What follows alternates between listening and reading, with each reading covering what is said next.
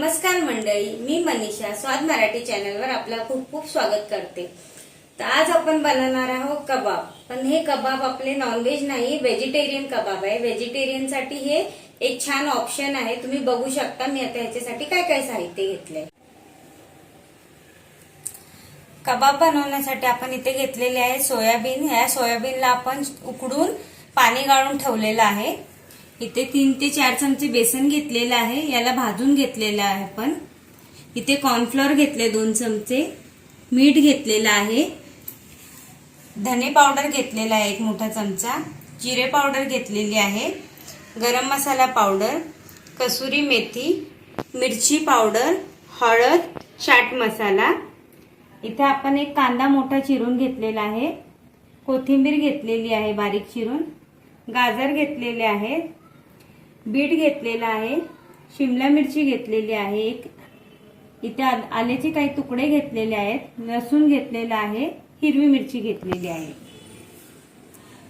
चला तर मग आता रेसिपीला आपण सुरुवात करूया। सर्वात आधी या मिक्सरच्या भांड्यात हे गाजरचे तुकडे,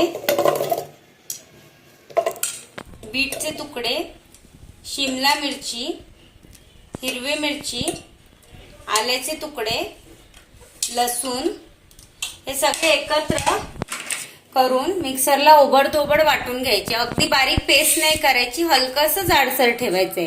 तर आपण मिक्सरचं भांडं लावूया आणि ह्याला छान एकजीव करून घेऊ। तुम्ही पाहू शकता गाजर, मिरची, बीट सगळं ह्याच्यात वाटून झालेलं आहे। आता याला आपण एका बाउल मध्ये काढून घेऊया। इथे आपण हा बाउल घेऊया, ह्याच्यात हे सर्व जिन्नस काढून घेऊया।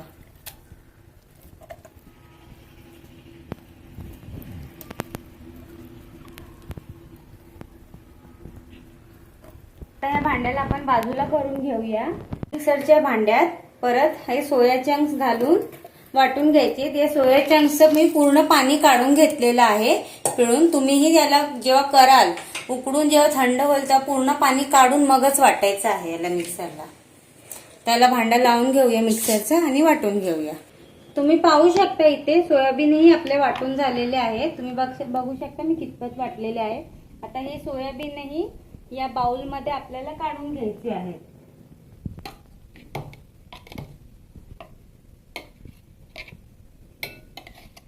तुम्ही पाहू शकता सोयाबीन मी संपूर्ण काढून घेतलेले आहे। आता याच्यात हा बारीक चिरलेला कांदा घालायचा आहे, पूर्ण कोथिंबीरही घालून घ्यायची याच्यातच।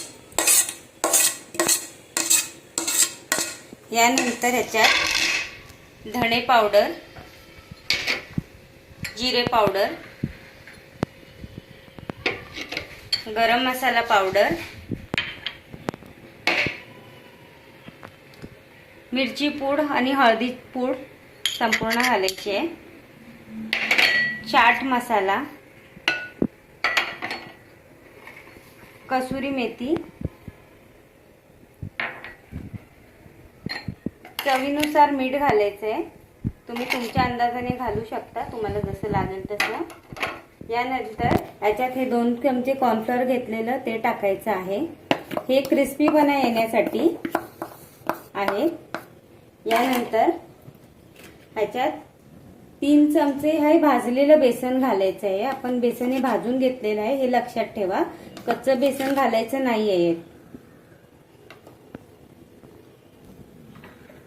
आता ह्याला संपूर्ण पदार्थांना आपण एकत्र हाताने एकजीव करून घेऊया।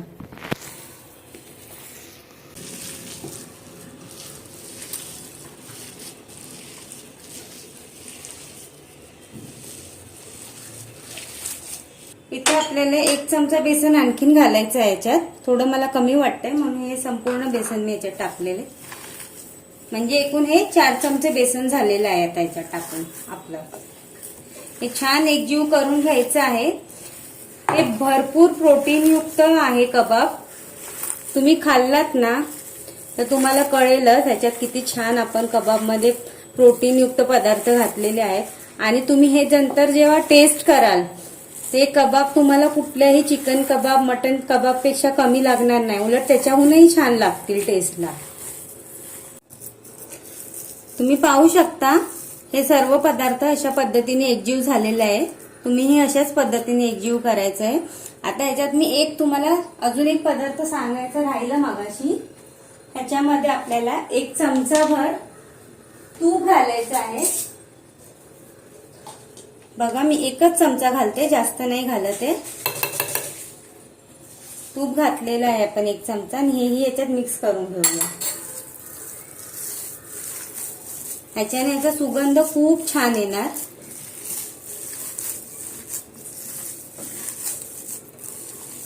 आपल्याला कबाब बनवायला सुरुवात करायची आहे.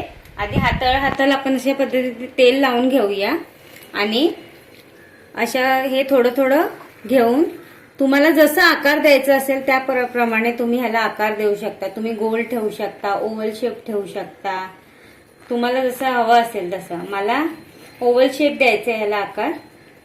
तुम्ही बघू शकता मी कशा पद्धतीने बनवते. अशाच पद्धतीने तुम्हीही याला आकार द्या.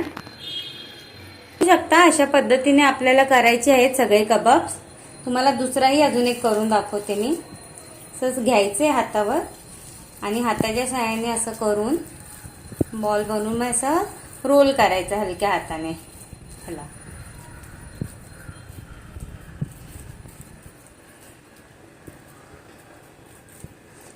बघू शकता तुम्ही. असेच आता आपण सगळे कबाब बनवून घेऊया. बघू शकता इथे आपले सगळे कबाब बनवून रेडी झालेले इथे. आता आपण गॅस ऑन करूया आणि पॅन गरम करायला ठेवूया.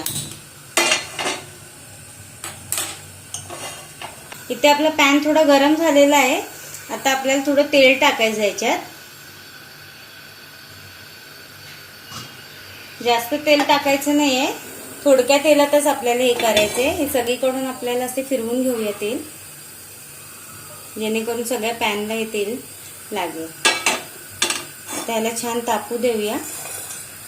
तेल तापलेलं आहे. आता एक एक करून हे कबाब त्या तेलावर सोडूया. थोडं गॅप ठेवून ठेवूनच टाकायचं आहे. हे अगदी चिटकून नाही ठेवायचे.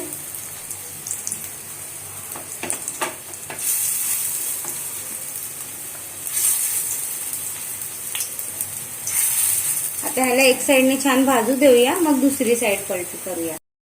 आता बघू शकता 5 मिनिटं झालेली आहे. एक साइडला याला भाजून झालेले आहेत. आता याला आपण हळूच पलटी मारूया एक एक करून अशा पद्धतीने.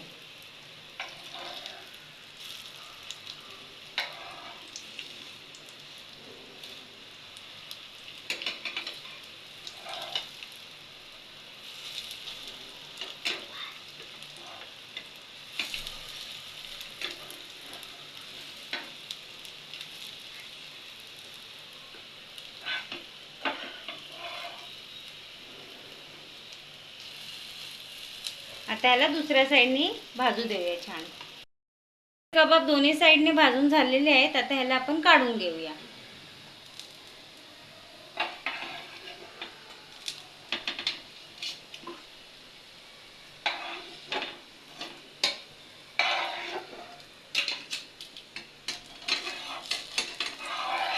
अलगद हाताने काढायचे, हे तुटू शकतात.